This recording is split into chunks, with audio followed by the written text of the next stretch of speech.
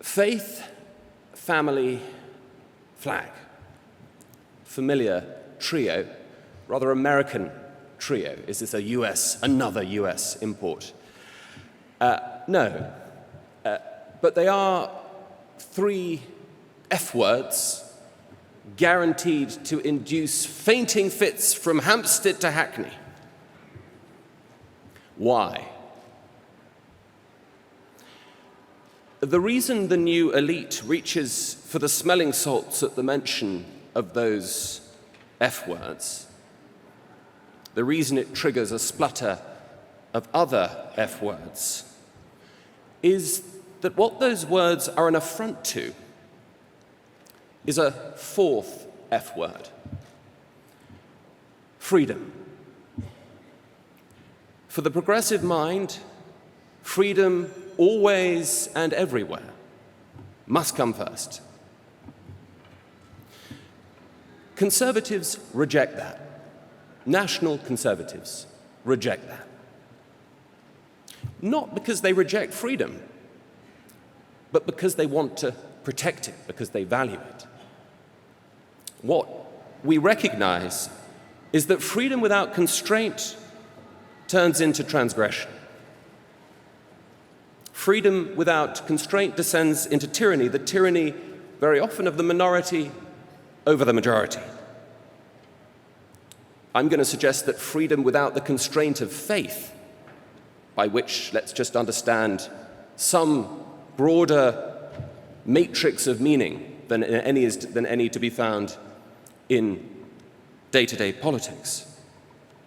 Freedom without the constraint of faith corrodes confidence in the future.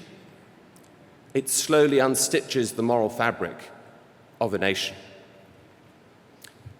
Freedom without family and everything that is constellated around the family and the extended family, guilds, communities, villages, counties, leaves the individual defenseless against the nation-state and very often dependent on the nation-state.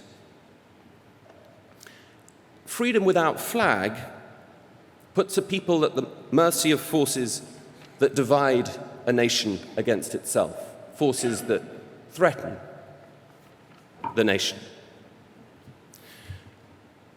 Let's go through the three F words first before we come to the fourth. The first, faith.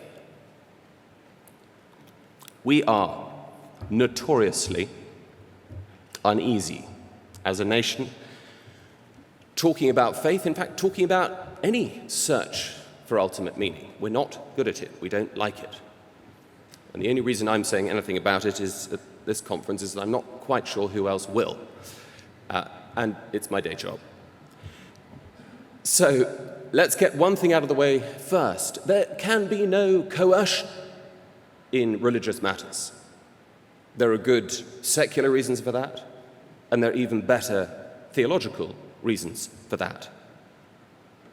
It isn't the business of government to peer through the windows of men's souls. And yet, no government, no society can afford to be indifferent to the moral fabric of a nation. No government can ignore what has molded the moral imagination of its people for more than a millennium. The faith woven into the ancient fabric of this nation, the faith whose defining symbol of service and sacrifice is on the Union Jack not once but twice, just is the best antidote we've got to extreme nationalism on the right, to coercive cosmopolitanism on the left, and bland technocracy in the middle. If anyone has any better suggestions, I'm all ears. Please don't try out the procedural neutrality of John Rawls at this point. We've surely learnt in the 50 years since Rawls published A Theory of Justice that his attempt to ask us to bracket the comprehensive questions, keep them off the public square between consenting adults behind closed doors is never going to work. We don't like to admit it, but all politics lies downstream of deeper, pre-rational commitments about power, about human belonging, human flourishing. And the great thing about the British constitutional settlement is that it's very explicit about that. 10 days ago, we witnessed a display of that rootedness in a pre-political outlook on the world in a ceremony that mesmerized millions. And in that crucial moment, a monarch placed himself at the service of his people in conscious imitation of his God. One can treat his faith as pure fiction. A good chunk of the country does. And still wonder, celebrate the symbolism of an event that places so publicly, so dramatically, all political power beyond human control. The sacred is what keeps the secular secular. The trouble with liberalism's erasure of substantive conceptions of the good and of human flourishing is that it leads us to repress the universal search for meaning that animates every human being and certainly every faith tradition in these islands. And the more we privatize that impulse, the more aggressively it will metastasize. C.S. Lewis had it right. Spiritual nature, like bodily nature, will be served. Deny it food, and it will gobble poison.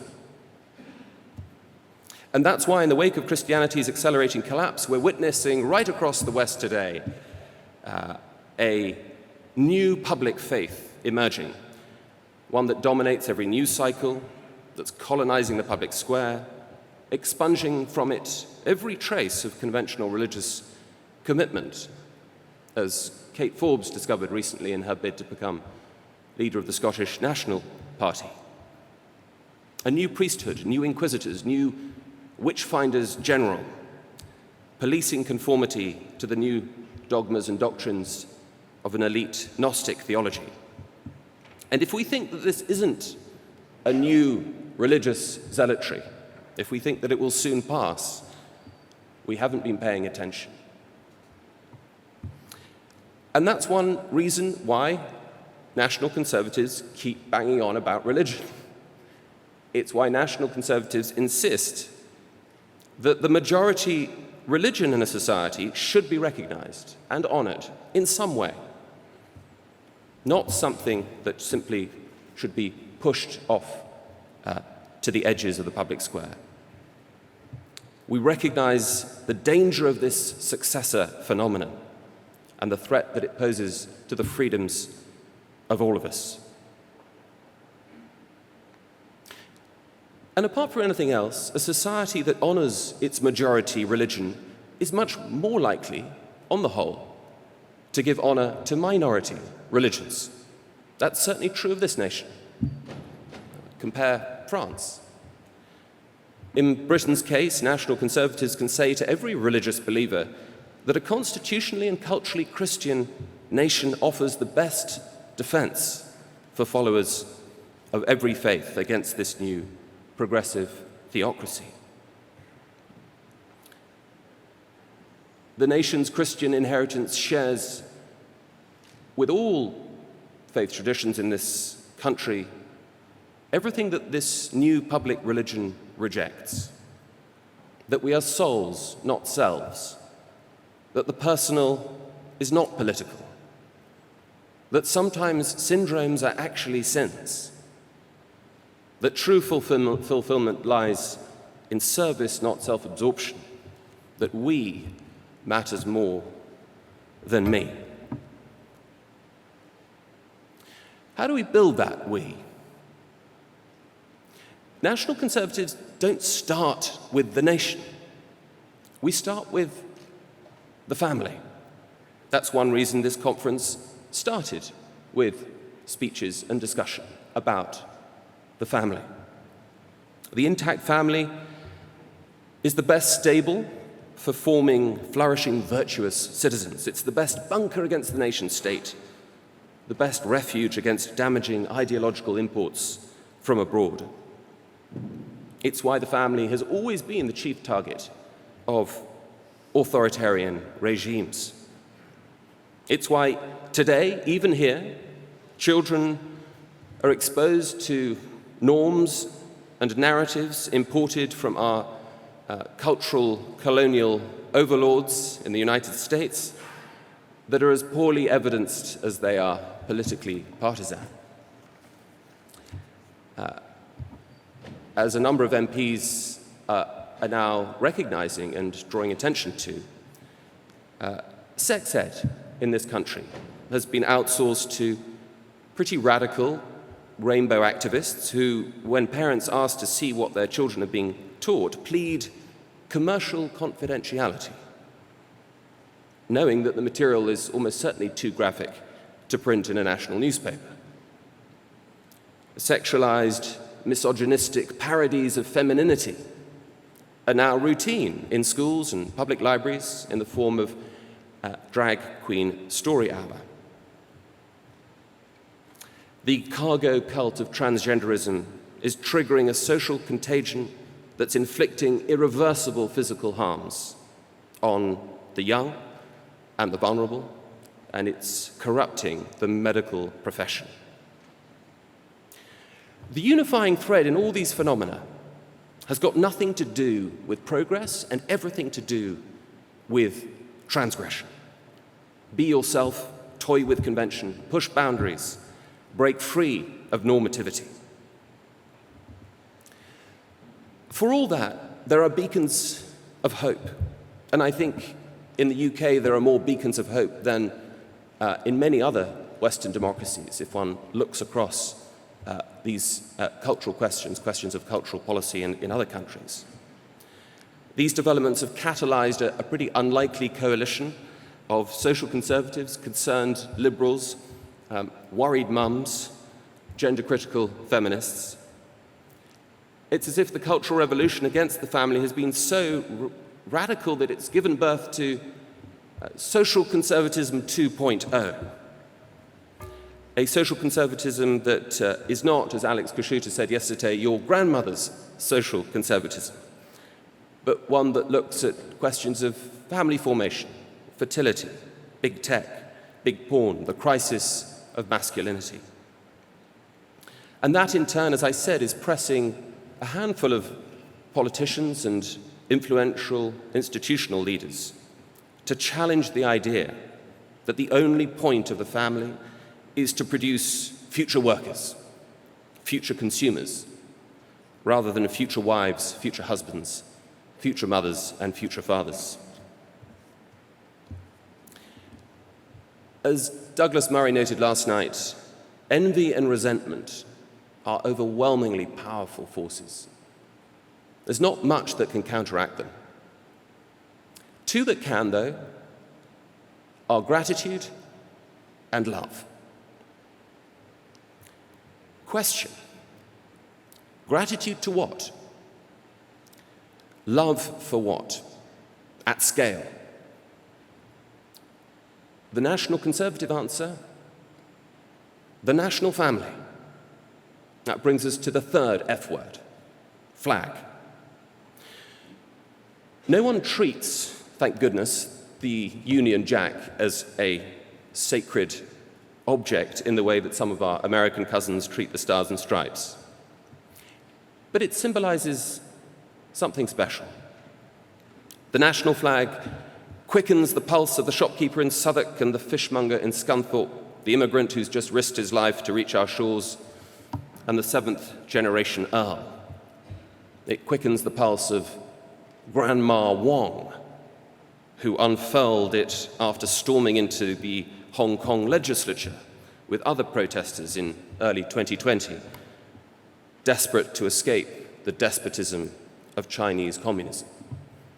The Union Jack doesn't mean something just to us, but to all lovers of freedom around the world, as Yoram hinted at in his speech yesterday. By contrast, the rectangular kaleidoscopes that festoon public buildings, schools, shops, universities, corporate websites, and foreign embassies achieve exactly the opposite. The Union Jack unites, those flags fragment. The national flag promotes a harmony that transcends politics. Their flags sow ideological division. The national flag marks the outermost limits that mold us all into a single moral community, a single we. For National Conservatives, that we is the largest possible web of duties and obligations you can have before it starts fraying into abstractions. It's a basic observation of human nature, one that goes back to Aristotle, but you find it in Augustine, you find it in Aquinas, you find it in David Hume, that there are limits to how far the love and loyalty of a political community can extend. You can't bind a people together with the fuzzy platitudes of Davos man, the fuzzy platitudes about humanity and social justice and climate justice and racial justice. All good things, no doubt, but they are abstractions that no one lives for, no one dives for. For National Conservatives, the final frontier of concrete belonging is the nation. Note that it's actually the weakest form of concrete belonging, after family, community, regions, and so on. It's the outermost concrete, concentric circle of belonging. And note that it's not the instruments of the nation that commands our political affections. What we are conserving is the national family, not the administrative state. National conservatism recognizes that the nation precedes the state, that the state exists to serve the nation.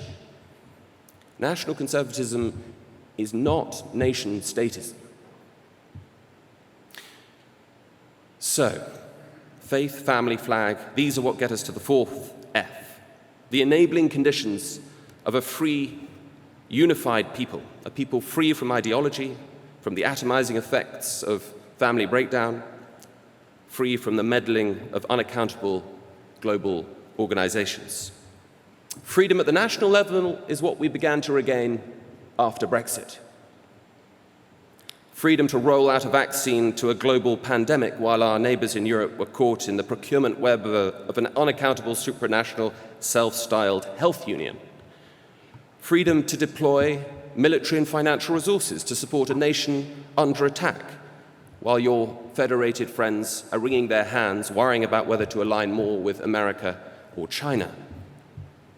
Freedom to form a defense pact with the largest military in human history to calm a fractured world. We should be grateful that we've got a Prime Minister, a Defense Secretary, a Business and Trade Secretary who are embracing at least some of the blessings of Brexit. And yet, on the most significant Brexit freedom of all, the freedom to determine who and how many to include in our national family, the Conservatives seem to be betraying their 2019 electorate. At least, if the prediction of 1 million net migration this year is to be believed, that would be one of the most consequential betrayals of an electorate in recent memory. Excessive immigration steals from the people the government should be serving most. It pushes up the cost of housing for young people. It inflates wages for workers. It increases waiting lists for hospitals, puts pressure on school places, increases the cost of living for economically vulnerable families. The solution is politically difficult, but it's also quite straightforward. Here's a clean, clear policy objective for the Conservatives' next manifesto.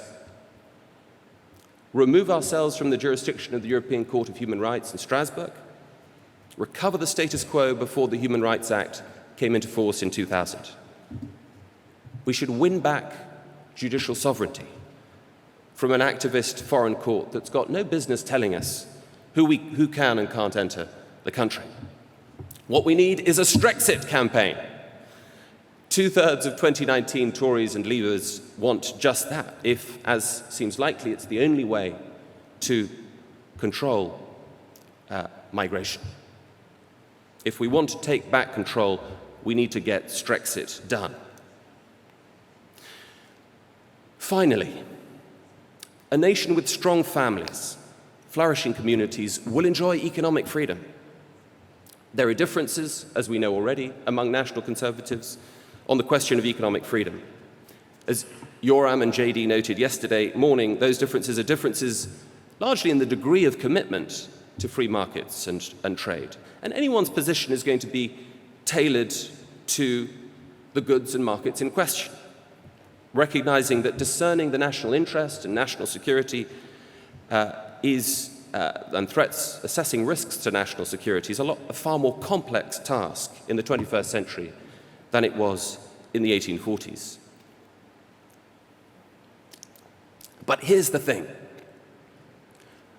No one speaking at this conference thinks that the problem facing this country is that taxes are too low. No one thinks that the problem with regulation in this country is that there's not enough of it. No one thinks that what public services really need is a little bit more spending rather than drastic reform. No one thinks that strategically negotiated trade deals with the world's fastest growing markets can't bring any benefits to consumers. And the only reason it's possible to have these debates within the national conservative fold is that we've won back the freedom to choose to do what the electorate wants to be done. We couldn't really have these debates before 2016. The 4 Fs are not new ideas, but too many conservatives have drifted away from these basic foundations. There are still some politicians, however, some institutional leaders, some journalists, some academics who do take them seriously. Many of them are speaking at this conference.